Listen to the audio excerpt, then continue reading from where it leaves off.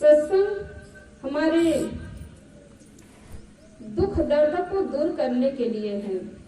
और दुख, सबसे ज्यादा दुखी आदमी मन से है, और मन के सुधार के लिए, मन को अच्छा बनाने के लिए यह सत्संग ही है, एक ऐसी जगह है। शरीर में कहीं दुख हो, दर्द हो, कष्ट हो, तो उसके लिए आप डॉक्टर के पास जा सकते हैं। जगह जगह हॉस्पिटल है,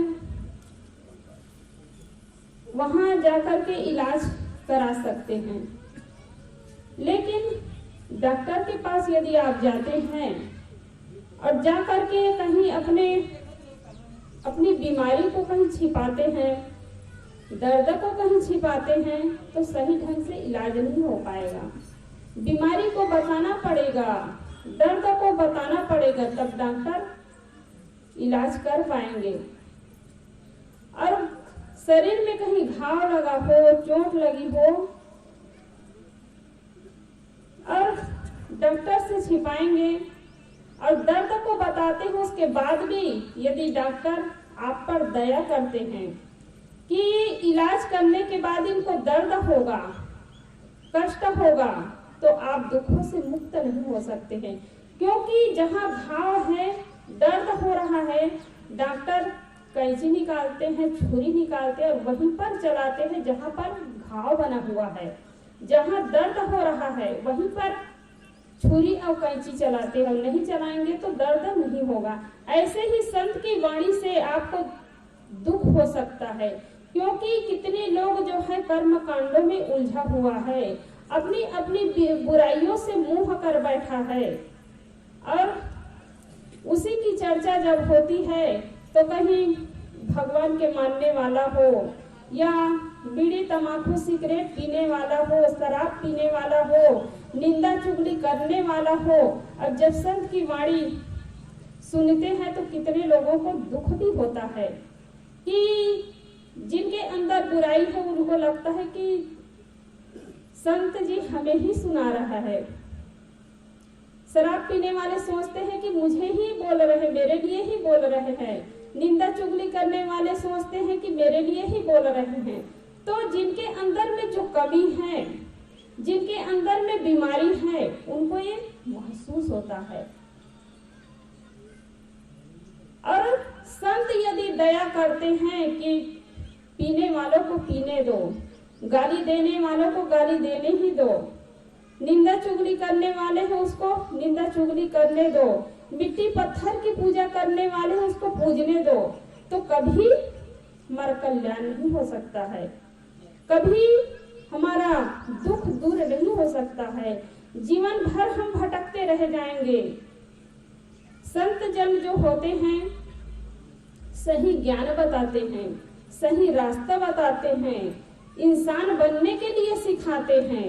आज लोग क्या करते हैं, पद पाना तो चाहते हैं, ऊंचे पद पाना तो चाहते हैं, लेकिन अच्छे इंसान बनना नहीं चाहते हैं। अच्छे इंसान बनने के लिए कोई पद पाने की जरूरत नहीं है, बिना पद के ही आप सेवा कर सकते हैं, अच्छे इंसान बन सकते हैं।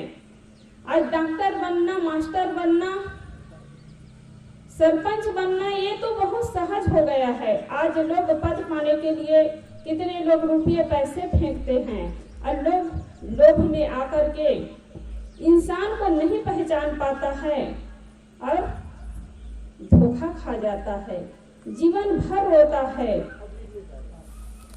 तो इंसान को पहचाने, और जो इंसान सही इंसान है वही सही इंसान को पहचान पाता है। इसलिए चाहे भगवान बनना हो, चाहे कोई पद पाना हो, चाहे पंडित बनना हो, वो बाद में सबसे पहले इंसान बनना होगा। इसलिए किसी ने कितना सुंदर कहा है, भक्तया विद्वान कवि भगवान पंडित मौलवी, भक्तया विद्वान कवि भगवान पंडित मौलवी, जो भी बनना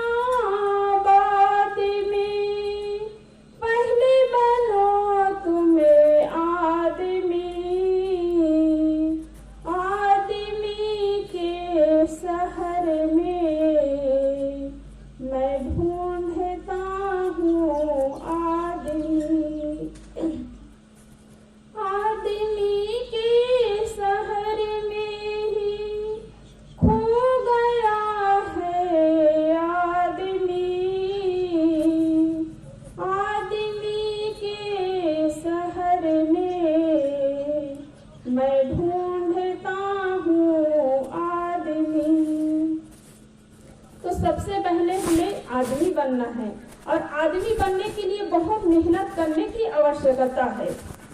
एक बुराई का मार्ग है, उस पर यदि खड़ा होते हैं तो फिसल जाते हैं, रातों रात चोर बन जाता है, डाकू बन जाता है।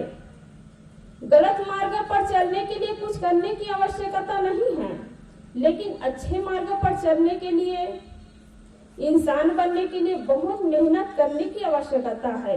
जीवन बीत जाता है लेकिन आदमी आदमी नहीं बन पाता है। शकल से इंसान इंसान नहीं है, अकल से इंसान इंसान है। तो इसलिए हमें अपने मन को अच्छा बनाना है, अपने जीवन को अच्छा बनाना है। जीवन में लंबाई का महत्व नहीं होता है कि कौन आदमी कब तक जीता है, कितने वर्ष जीता है। ये गहराई का महत्व होता है कि कौन आदमी अपने जीवन में क्या करता है। चाहे 10 साल जिए, चाहे 20 साल जिए, चाहे 50 साल जिए, कुछ ऐसा काम कर लेना चाहिए ताकि लोग याद करें, लोग हमें पसंद करें। तो धन से आदमी बड़ा नहीं होता है, पद से आदमी बड़ा नहीं होता है, चरित्र से आदमी महान होता है। आज हम जितने बड़े बड़े महापुरुष